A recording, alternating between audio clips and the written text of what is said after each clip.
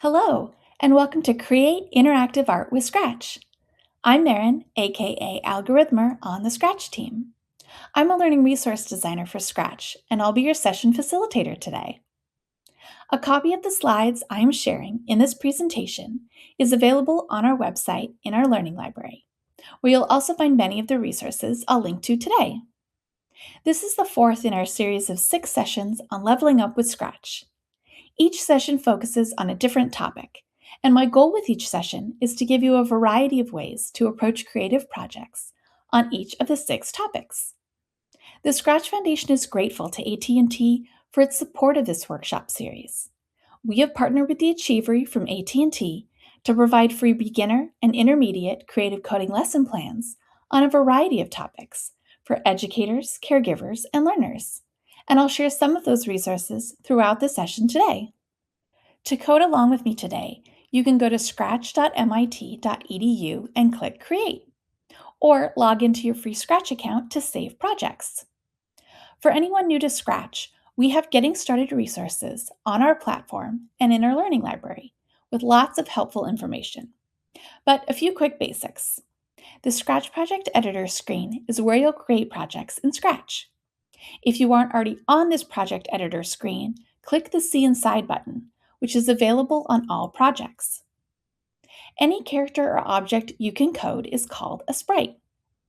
To code projects in Scratch, start by dragging out a block from the block palette to the script area. You can click the block to try it. Then snap another block to it to build your script. If you chose when the green flag is clicked to run the code, click the green flag above the stage. You can choose your preferred language or color mode, original or high contrast, under Settings, and see our tutorials or debug buttons for helpful tips when creating projects. When logged in, you'll also have access to Remix projects, which is making a copy of someone else's shared project to modify. I'll highlight some remix opportunities in this series. Or share a project that you created inspired by this series, using the Share button to make your project public. We have a lot to talk about today, but I do want to share one slide to ground us in Scratch's creative learning philosophy. And for those newer to our workshops and creative learning materials, I encourage you to check out our Scratch Creative Learning Philosophy resource in the Learning Library on our website. As facilitators, we want to support playful learning and tinkering mindset values so that participants can engage playfully in projects that are meaningful to them and elicit joy, collaborate with peers to experiment, share, and celebrate ideas, allowing for multiple pathways of engagement to foster a wide diversity of projects and supporting different experience levels. We want to help them develop a mindset that is comfortable with the discomfort of getting stuck, making room for risk and iteration, as well as develop a mindset that thinks critically about strategies for getting unstuck, saving space for the process to start again, and help them imagine what's next. We often call this productive struggle. And this applies to you too. Remember that we are learners just as much as our learners. So as we explore today, give yourself space and grace, and remember it's okay to get stuck or feel uncomfortable. You don't have to have all the answers right away. Just a curious mind and an excitement to try new things. That is part of the process and how we develop and model a growth mindset for our learners.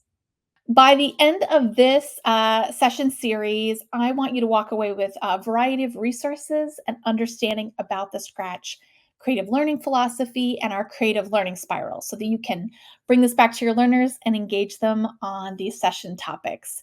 And today, what we're going to explore is different ways that art can be created. Stamping with math, digital pen drawings, how to use interactive and expressive canvas, Scratch, to enhance and transform art pieces and engage users. And as always, we'll talk about remixing and reflecting on our projects and what we've created, and hopefully sharing them out into the community so other folks can see what we make. I will say from the get-go, I have ideas today for folks with a variety of art skills. I am not the most profound artist alive. I have somewhat limited art skills at times, but I think that that's one of the great things about Scratch is we'll be exploring ways that you can remix things that others have created or create pretty amazing things out of just small pieces. And so do not be intimidated if you are not an art major. I will also note that many of the projects that I am sharing today are from members of the Scratch team, including myself. Really, that's just because I know the content won't change or won't be unshared.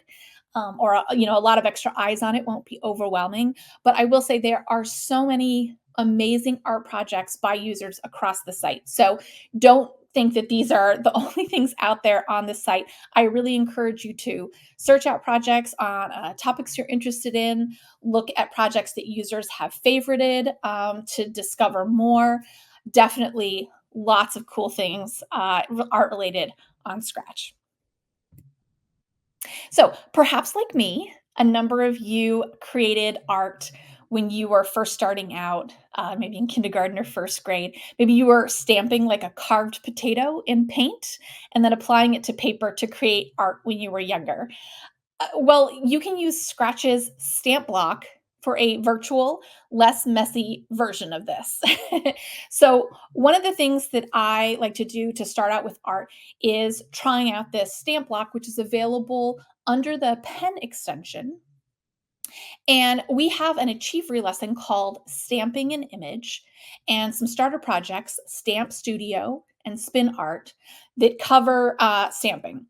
Stamping is really just simply an image of a sprite, which is our characters in Scratch, at the moment that it is stamped. So the stamped image cannot be programmed. Once it's stamped down, it's sort of a fixed thing. But despite that, stamps can actually be really powerful as a tool. So, for example, they can produce interesting patterns or create movement tracks. One example of that here is this Stamp Studio project that you can see on my screen. When I restart the project, you can see my sprite here, if I enlarge it, is just this set of dots. But when I click and hold it on the screen, what I'm doing is I'm stamping copies of it individually as I'm going along. If I just click, click, click, you can see the individual stamps. But when I put it together, it creates these really interesting artistic patterns. And I really love this because it's kind of a sort of really direct correlation between drawing on paper and drawing digitally on the screen. It is pretty low floor. You just have to create this one stamp, but then you can do these really interesting things with it. Remix ideas could be, adding different costumes, changing effects. Like before it's stamped, maybe the sprite changes color or changes its brightness. So there are lots of things that you can do to expand this once you get set with the initial coding process. And just to point out here, when I'm talking about the stamp blocks, I've got this pen extension that I added by going down to my extension menu. And that's where you get access to these pen blocks that include this block that says stamp. And there's also this erase all block. So when I push erase all, it erases in this case, because that's what I programmed it to do, and I can start again. What I really love about stamps is that projects like this could also be challenged with, controlled by math. So this one, it's just using the mouse pointer and then placing it down. But this program, the Spin Art version, if I restart this, it's that same kind of dot pattern, but here I've got some more variables where I can change how much it moves and the degree to which it turns, which then can create these really wild and interesting patterns on the screen. So now I am controlling it not with my mouse, but with some angles and with some amounts of steps. And so you can get these really interesting iterative patterns here that I'm starting to create. One other thing that I really love to do is to think about breaking things down. So, as a leveled up challenge, what I try to do is maybe incorporate some math and take a piece of an image and think about how repeatedly stamping that in a pattern can create something new. So, I think One example of this is like a flower petal, right? You can create a complete flower when the petal is stamped over and over again. So I have to think about how to break down this image, this flower, into a single petal. And then I have to think about how many times do I need to turn that stamping wise to create this complete image of a flower. How many petals do I want? How many degrees are in a circle, right? What am I putting in some repeat and turn loops in order to get the proper result? And then I can do crazy things like change the petals' colors or the size randomly. We do this in our Achiever unit, create an image with stamps, as an example. And one thing that I always want to note when I'm using this, here you can see, if I zoom in, when I click my mouse down, you can see it creating this flower. And when I look inside, you can see that I've done this by creating a single petal. And then if I zoom in, you can see that I'm repeating that 10 times and turning 36 degrees because 10 times 36 equals 360, right? And then after the whole flower is created, then I'm changing the color effect.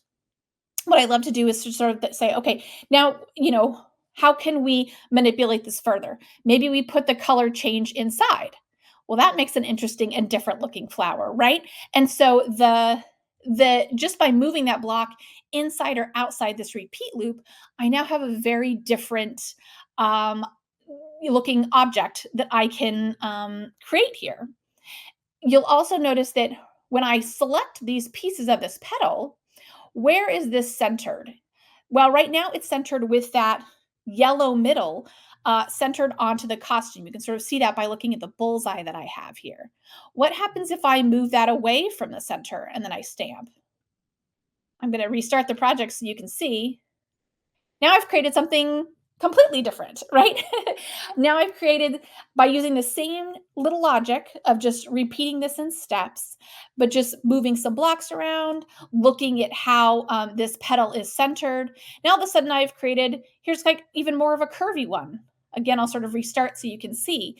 Just with these small examples, suddenly I'm creating different pieces of art. So we all can be working on the same project, decomposing this flower and then creating art from it. But our projects could end up looking wildly different because of the way that we choose to code them and the design choices we make about where things are centered, etc. And so I think these open up really interesting conversations about code, and it allows you to create projects that, again, you're all working toward a similar goal, but they can have wildly different results. And then we can talk about why we made the choices we made. And maybe it kind of gives someone else a remix idea about what they want to do with their own project as they're looking at these. So that is definitely something that I think is a really cool thing to do. And there's a question here about whether stamped images or other coded designs can be converted into sprites. Because they are this sort of ephemeral nature about when they're stamped, the stamp only exists on the stage. So they're sort of caught in a moment in time. But you could then think about, how could you recreate this in the paint editor, or use some tools to, for instance, screen grab the final product and maybe use another program to convert it into a stamp. So definitely lots of things that you can think about there.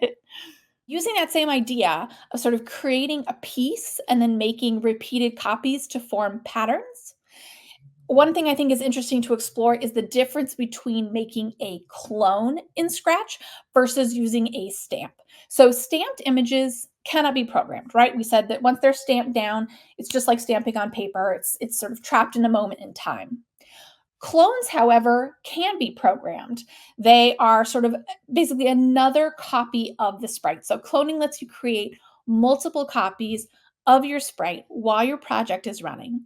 And each clone that's produced has the same costumes, sounds, scripts, and variables as the original, but it can be its own independent thing. And what that means is that we can use clones to create really cool mathematical art like fractals or mesmerizing moving patterns, like I have an example of here in this slide. This is from a former Scratch team member, Chris G, who has created just a number of beautiful and really mesmerizing projects featuring clone art.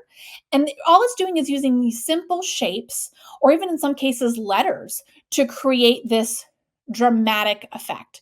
So if I, for example, go to this project, you can see that as I move my mouse, it sort of affects the way that these things are moving.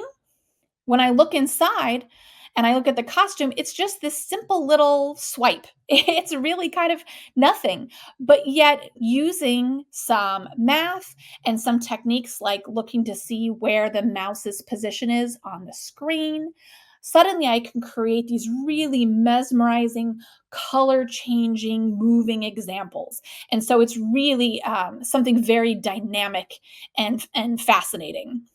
Another thing that cloning allows you to do that I really love is you could use again variables to make these interactive, so the user could adjust the speed or the angle, or things like that in order to affect the design. um, in this other example project that I have here, I've used clones in a different way. So that was using these mathematical patterns to create really interesting interactive art. But in this pixel floor example that you can see here on the screen, what I've done is I've created multiple floor tiles inspired by pixel art, and each time the program is run, the program randomly chooses one of the tiles and clones it by moving across and down the stage until the whole stage is covered in tiles. And then it also sets them in random directions. So when I run this, you can kind of see it laying out there, these individual tiles as clones. And then every time I restart the project, or in this case, press the space bar, it chooses randomly a new tile to lay down, it chooses a direction from the four directions that I've given it. And then it creates just this interesting background scene. So here it's maybe just kind of a piece, a background element, but it is so much faster for me to have the program create it for me by making clones and duplicating these tiles than for me to sort of lay each one of these out individually. And it makes it more dynamic that it changes every time. And so I'm always surprised. I'm not always seeing the same thing when I come back and check out this project later. And this clone technique you might also see in sometimes games if you've ever done some of those, like it's like breaking the tile game or things like that. Those could be created using clones so that you're not having to create individual tiles. You're just creating one clone, and then you're having it repeat and duplicate. And then you can do some really interesting things. Like, for instance, if I am in here and I add a block like the change color block, let's see, when I start as a clone, I'm just going to say forever change color. So now if I run this, whoo, it's very jazzy. I'm gonna slow that down so it doesn't give anybody whiplash there. But as I increase the size, now you can see now these black and white tiles have a bit of color to them, and they're just slowly sort of morphing and changing color. So again, I'm just with one simple block, I've made this, well, two. I put it in a forever loop. I've made this sort of dynamic, interesting, color changing thing. Um, what if I didn't put the change color block there? What if instead I put it here before it's creating the clone? Now you can see the colors fixed, but it created new colors each time before the clone was created. So what I really love to do is talk about sequence, talk about using things inside and outside of loops and playing around with that, really iterating and tinkering with that so that students can see the difference. And different students may want different results, right? And so by encouraging them to tinker and explore and move things in and out of loops, and it really creates different projects. And then we can ask the why question, like, why did you choose to put it where you did? What was it about using it in this context that made it work for you? Once these projects are shared and are live, students can remix. So if you say create some sort of starter base code, your students could all remix your starter base code and then iterate on it, create their own versions that they could also share, or they could create something. And once they share, the remix button is available so that they can make their own copy. It doesn't affect the original copy, that stays the way that it is, but their copy, then they can go ahead and iterate and change and make it their own. And I think that that is a really fun opportunity to just sort of see how everybody's mind works, see how other people have interpreted something or access something. And I think it just kind of makes for a really interesting classroom conversation afterwards about why did we make the design choices that we did. Um, Also seen on my slide here is a project that I actually just made recently for our Scratchtober event. And what I've done is I've created this sort of worm-like graphic that follows my mouse around as I move it across the stage. The trick to this project is really just, again, I've created these individual square clones that go across the stage. And then what I'm doing in this one is I'm adjusting the brightness. So I'm messing with the brightness of the clones as they touch the mouse and then slowly having the brightness fade back in or back out. It's pretty simple code that I am using here. When I run this project, you can see you can see it creating all these squares. And then once all the squares have been created, now as I drag my mouse around, it's just adjusting the brightness of these individual clones as they're being touched. And so when I look inside this project, you can see I've added some notes here about what I've been doing and how I've been coding this. But the biggest thing is it's just repeating those clones down the stage. Once they've started as a clone, they then adjust their brightness as they are touching the mouse. And then I can also play with things like size. What happens if I change the size of the clone so it's only 80% instead of 100%? Well, now they don't touch each other because they've shrunk and they're a little bit smaller. Maybe that's actually what I want in this particular project. I want that sort of interesting white space in between to sort of break it up. And so, again, just iterating, playing with things, seeing how things are working, breaking apart someone else's code, I feel like is a really powerful learning opportunity. And we will definitely talk about that more in a moment. But leaving comments to kind of both help you remember why you made the design decisions you did and how you can remix something when you come back to your code later can be really helpful tool for you. I think explaining your code to someone else, even if it's just to yourself, right? That's kind of the idea of rubber ducky debugging. Sometimes you explain it to yourself, and and then it hardwires it in better for you. So leaving these comments can be really helpful for yourself, but also for others who want to come by and remix and try things. So you'll see that in a number of these projects, one of the things that I'm doing is just um, leaving some little notes about maybe you want to try to remix it or what happens if you remove this, and encouraging people to try and experiment some things. Related to those pen blocks that we have been exploring are the pen blocks, which can be used to create something called turtle graphics. So if you aren't familiar, turtle graphics were named after a class of educational turtle-like robots that often came with mechanisms that allow the programmer to create a design on a physical sheet of paper, pen drawings. And those were called turtle. The turtle was the cursor, and it draws on a plane like the scratch stage. I really love turtle drawings because they help with that algorithmic thinking and debugging, and they employ geometry concepts. So you can focus on direction, location, repetitive looping, and you can make them really interactive by letting the user control the number of steps or the direction that they face using keyboard keys or variable sliders. One thing that I've done with this is actually bring it into elementary classrooms who are first exploring algorithmic thinking. And excuse me. And so I might have them do things like use a makey makey. If you've never seen a makey makey before, this is what it looks like. And it's just an external keyboard. It can connect with conductive objects. So in this case, I could connect it to fruits, vegetables, things like that. And then instead of everybody touching my keyboard, the students are, as a class, sort of calling out, touch the banana, touch the green pepper, whatever it is, in order to get the right angle or move the right number of steps to create a shape like a square or a triangle or a dotted line. And it always gets a tons of giggles. even my older students really enjoy doing this, and it's really fun to do it kind of as a class, as a whole, for everybody to sort of call out what they think the right next step is. So definitely something that I would encourage you to do. But I also love that these pen drawings leave behind these physical, or these visual artifacts that you can follow along, see where sort of you went wrong. Oh, I, went left instead of right, or I forgot to take the pen up or put the pen down. I've done a workshop series in the past all about these pen drawings. So definitely check those out in the resources that are linked here if you want further details on that. But I'm going to keep us rolling because we have so much more to talk about. One example of kicking this up to the next level is this Holly project on the screen, which is a remix of one that was created actually by Dr. Mitch Resnick, who's the co founder of Scratch.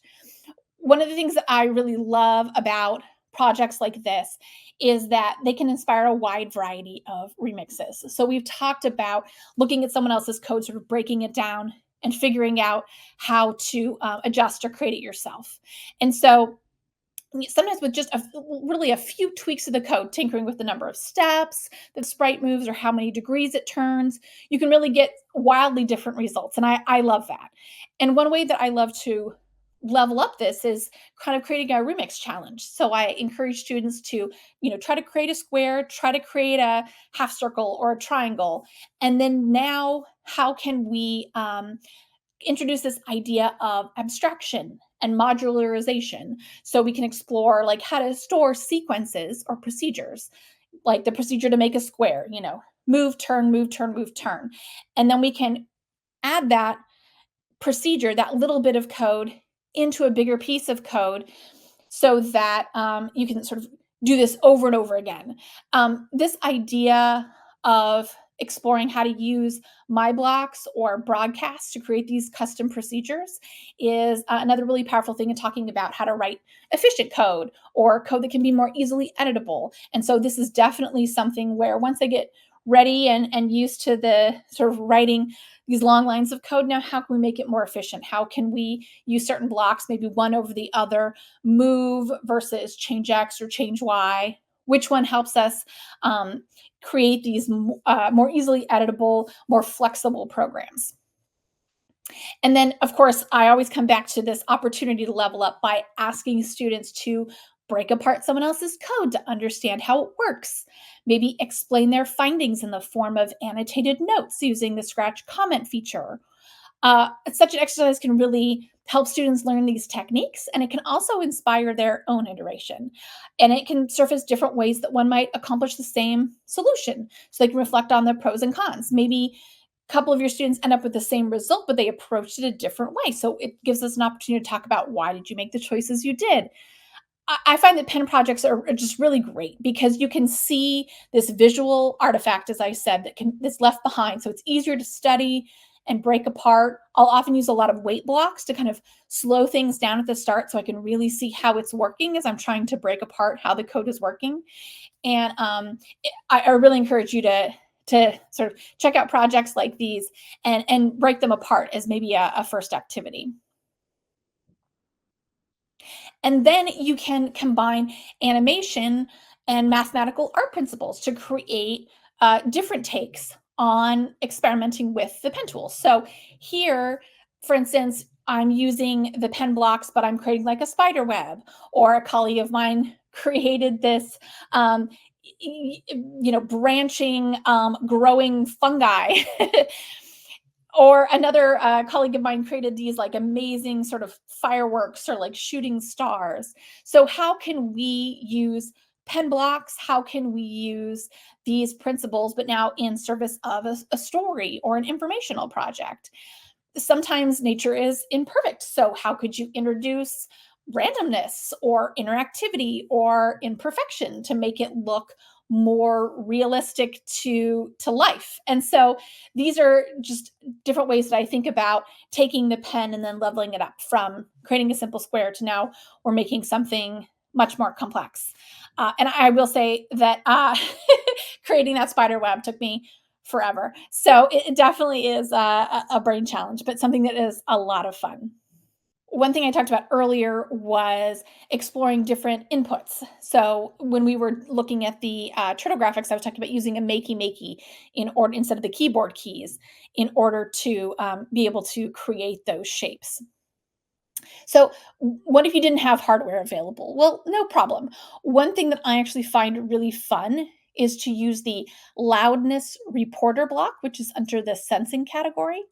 It records the loudness of the noise that a microphone receives on a scale of 1 to 100.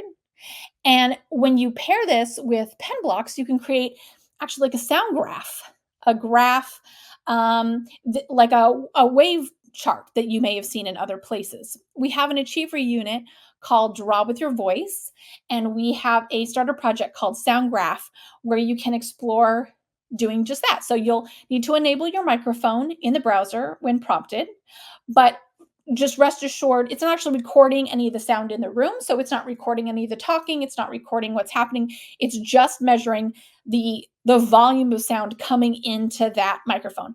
Privacy is very important to us, so nothing is recorded or stored on our servers. So in this example project that I have here, I'm going to allow it to hear. I'm going to make a curving sound wave. And now if I make a lot of noise, or a little bit of noise, or a lot of noise again, or a little bit of noise, as I am changing the volume of the room, it is affecting how much the character is moving. And then I can also here play with the degrees that it's turning. So if I do a lot of noise again, or a little bit of noise, or maybe I want to create a more horizontal sound graph. So now, if I'm creating some sound, as I am talking, it's recording my sound wave. And here I've also just got a little animation. Just when I was creating this, I was thinking of Scratch Cat riding a skateboard. So now I've created this sound wave, but it's a really interesting idea where, maybe your sound wave just records here, maybe it's reflected, maybe it changes color, maybe it records over and over. You'll see that loudness is going crazy as I'm showing my screen because as I'm talking, it's adjusting the volume of what's coming in.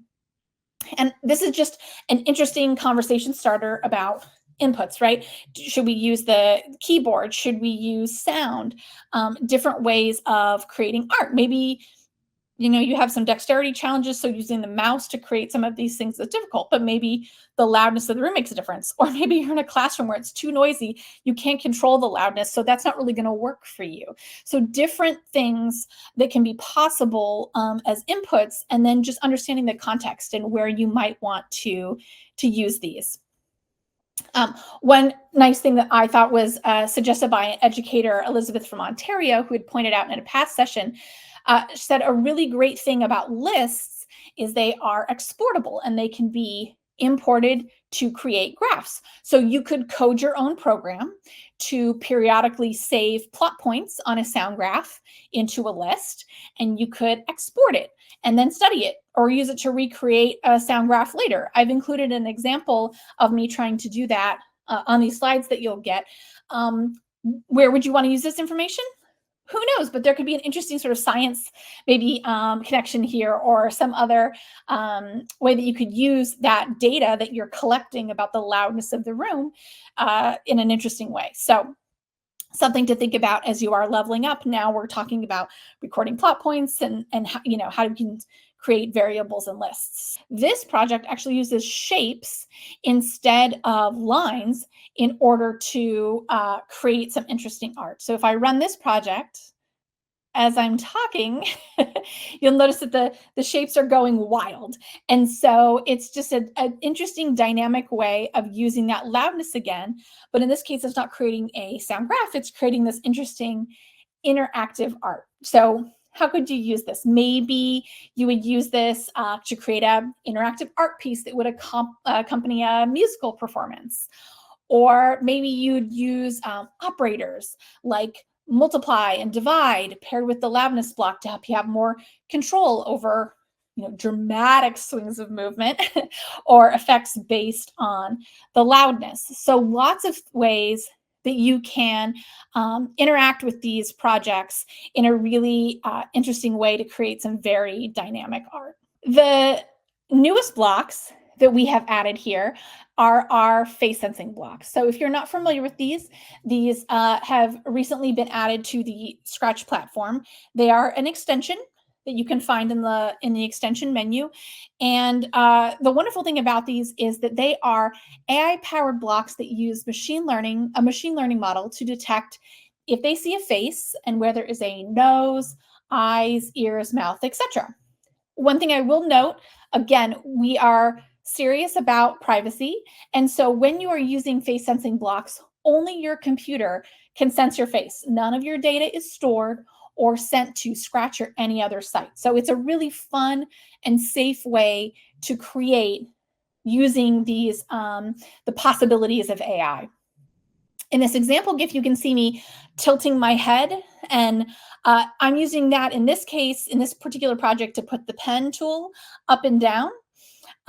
You could use this with stamps. You could use this with, clones, all sorts of things. It's right now it's following my nose. I could have it follow my eye or my ear.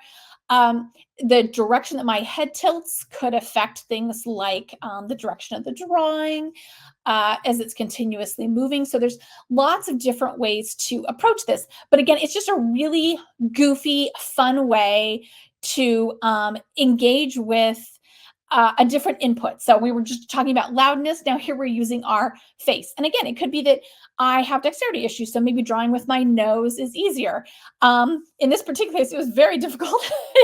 It required a lot of neck work on my part to try to get this face drawn. But it's just a really fun and sort of interesting way of engaging with these concepts, but adding this kind of additional layer of complexity, or just another way of talking about design considerations. Why would you use what you have what you've chosen here?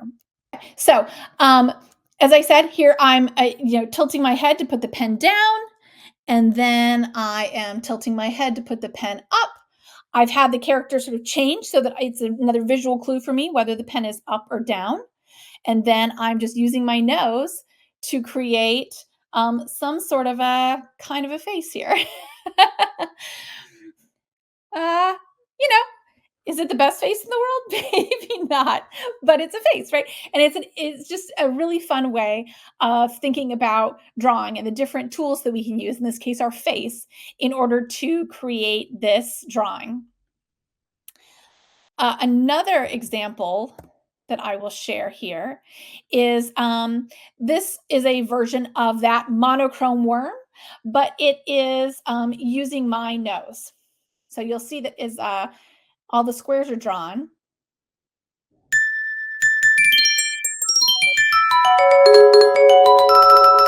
Hopefully you can hear the sounds as well. What it is doing when I look inside, if I can hold still so you can hear me, is it is actually using that same idea. I'm just creating those clones again, but instead of using the mouse, this time it's going when the sprite touches a nose, and then it is adding this sound idea that I got from our musical droplets starter project, which I talked about in our session on music previously. And so it's also adding, based on sort of where my nose is on the stage, it's changing the note that it is playing. I could also use this with the pitch block, and so maybe as I go up, it changes the pitch higher, or as I go down, it changes the pitch lower, and it's just a single note. So lots of different ways that you can play with this and change it up, but just a really fun, I think, way of, again, just getting your body moving, utilizing a different input, adding a little bit of challenge. Another very popular way of interacting with art is, of course, to create a parallax. We talked about these briefly in our previous session on backdrops, so I won't go too deep into them here for the sake of time. But parallax projects are always popular in Scratch. They involve math, and the movement of the mouse controls how the background pieces move. Each individual layer has its own formula so that they move at different rates of speed. And it creates this really interesting visual effect. And it gives you a chance to talk about layer order and perspective, foreground, and background. So definitely something interesting to explore that'll be here in the slides. And whether you're studying art history or you want to talk to students about remixing, I think one of the really fun things that you can do to demonstrate ways to create new experiences from something that existed before and have a lot of fun is to bring your art alive in Scratch by reimagining a famous artist's work that can speak or change color or dance. So you can start by choosing an art piece. This could be one that they created themselves or one by a famous artist. It could also be a great opportunity as you're using someone else's work to talk about copyright and licenses and fair use. Um, Upload that image to Scratch. Use the paint editor tools to make copies of sections and then animate them with some code to bring them to life. So you could add sounds, motion, effects. You could add information about the artist. Maybe some of the sprites, when you click on them, they speak and they tell you something about the artist's life or their history. So it's another way of sort of bringing multiple cross-curricular connections in when you're storytelling or you're informational sharing. So lots of different ways to bring art to life. Obviously, I'm a big Keith Haring fan. I've got the Keith Haring Legos behind me here. So this is where I took Keith Haring's really big, nice visual graphics and had them, spin and twist and run away from the dinosaurs and things. But lots of different fun things that you can do here.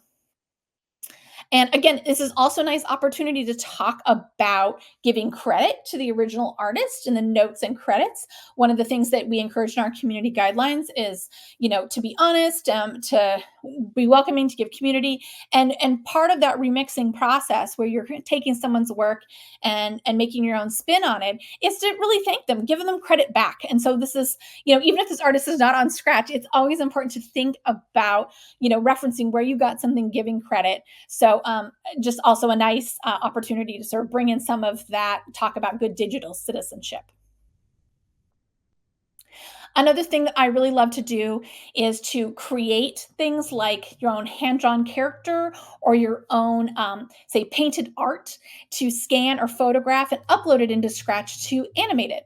I talked about this also a little bit in our session on backgrounds that I did earlier, but you can see in this particular project, I took an art piece created by one of my daughters and I scanned it in or some of their drawings. And then I use that as my own original background. You can, take multiple frames and make your own sort of GIF animation, if you will, of some of your costumes. If you're Scratcher or yourself are just intimidated by trying to draw digitally, this could be a wonderful way of sort of bringing the physical world into the digital world. And then by animating it, you're making it this new dynamic thing, right? And so a couple really fun examples of that you can see there. Um, One thing to keep in mind is that you can upload these, and they upload as bitmap, which can be parts can be erased, parts can be cut out. So that's how you can do that with your own work or other artists' work in order to say, if you click on the moon, it changes color, what have you. And then you can, resize them by turning them into vector pieces so you can make them fill the whole stage. Or so definitely lots of things to play around. And we have some links here to sprite creation cards that walk you through this whole process of how to do this. Um, an extension of this I really love to do is making faces. So making faces using everyday objects and objects of significance to make portraits is an idea that comes from the artist Hanak Piven. And they have this really beautiful practice of making these expressive portraits using found objects. So one of the things I love to do is encourage them to find objects of significance, make a face, and then bring it into Scratch to bring it to life. And I do this using stop motion techniques, which I think is a lot of fun. So now you're moving from the unplugged to the digital world. And that really provides an opportunity to expand on your creative expression and transform that original creation. So, to start this activity, first you'll want to gather items to make a part of the face.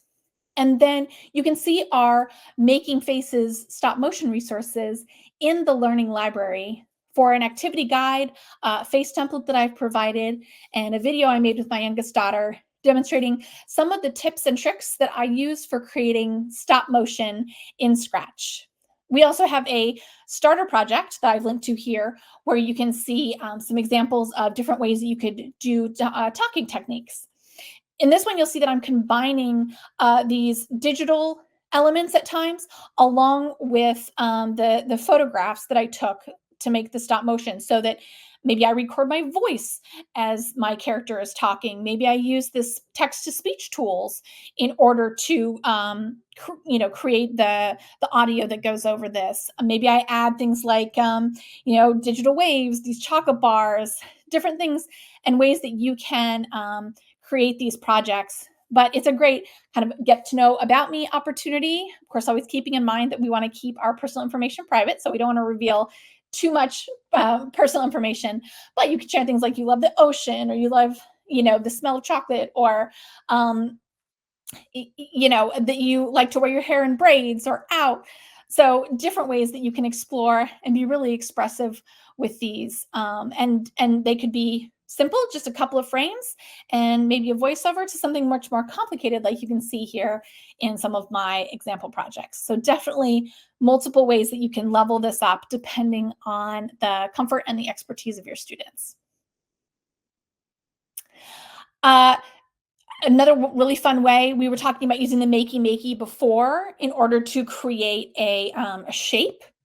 You can also use like graphite pencil and maybe make a drawing on paper. The graphite pencil is conductive, so you can connect these makey points to different parts on the page with using that graphite pencil. And then as they touch the paper, that elective little bits of conductive electricity will then create a signal that a keyboard key has been clicked, and then maybe it tells you something about that section of the picture.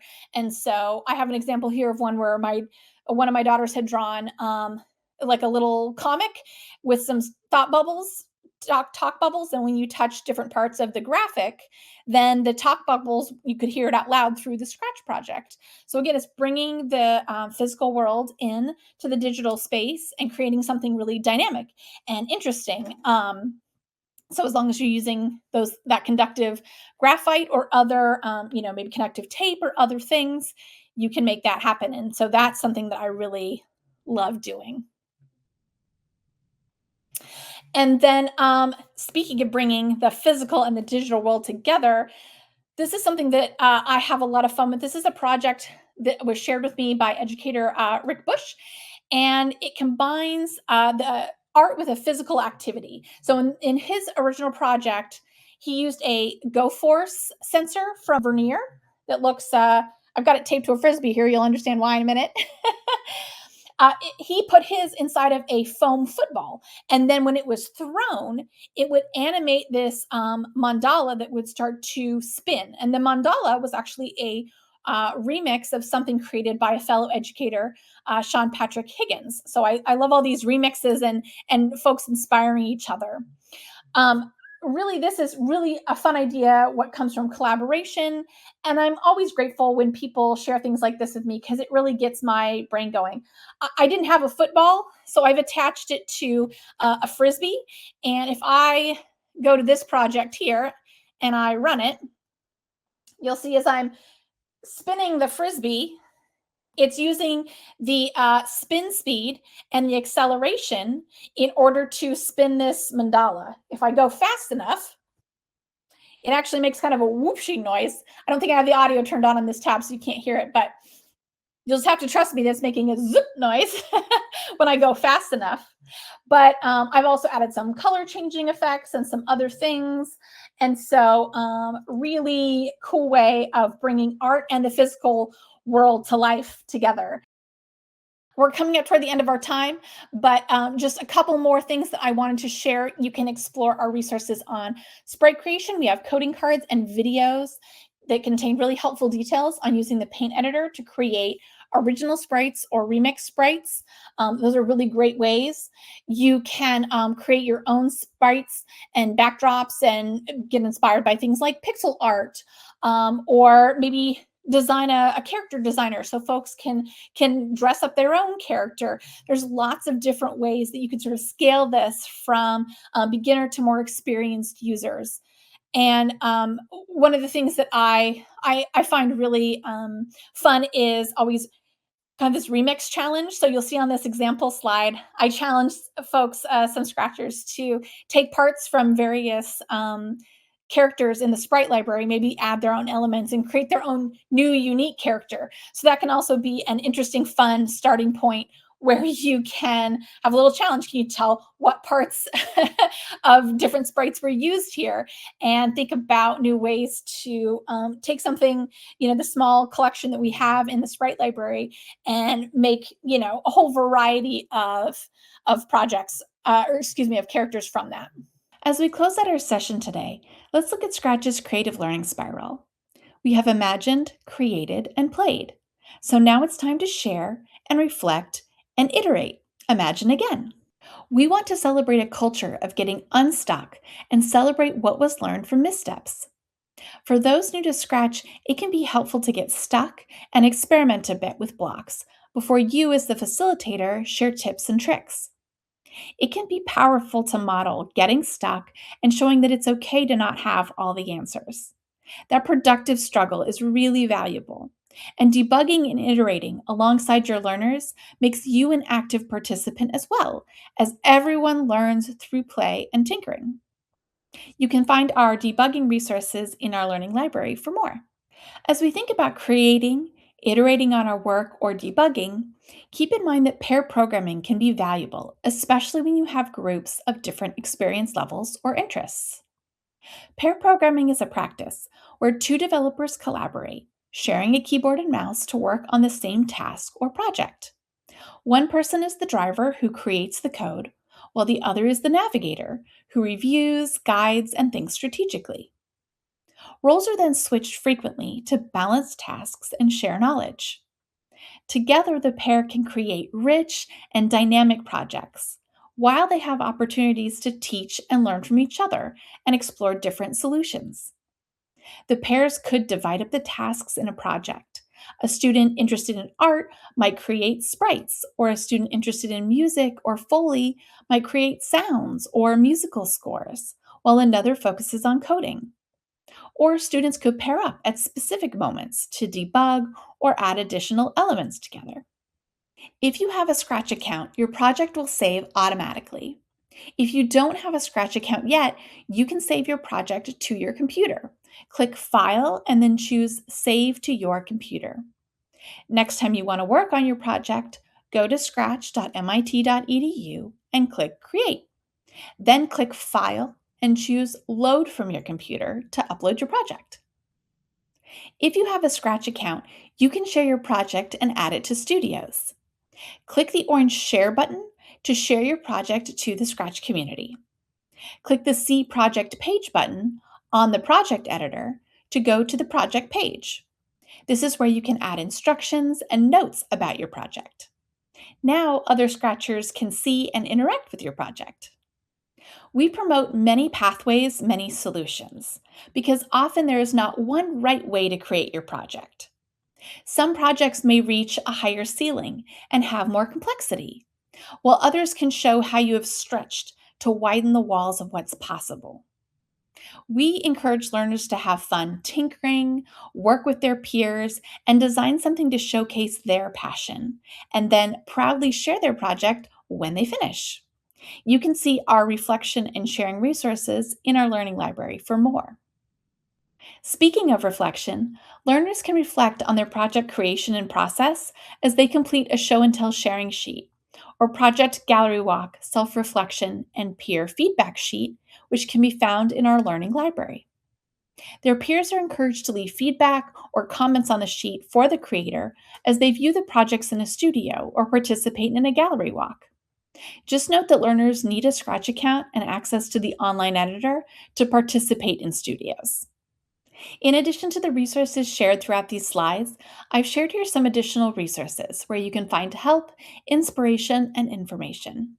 Dive into our learning library for a wealth of materials that continues to grow. I've mentioned resources on the Achievery during today's session. The Achievery platform connects K 12 students to a new world of digital learning. And the Scratch Foundation is partnered with the Achievery to provide free beginner and intermediate creative coding lesson plans on a variety of topics for educators, caregivers, and learners. On the platform, there are project guides and accompanying videos that support the exploration of Scratch. Lessons are perfect for those who may want more guidance or scaffolds to start. And Scratch units cover a variety of topics, so students can take the skills they learn and create projects about things that relate to their passions and interests, while engaging in playful exploration. You can sign up to access for free on their website. Thank you for exploring this webinar and our resources today. I hope today's session has sparked ideas and will inspire your own unique projects that speak to your passions and interests.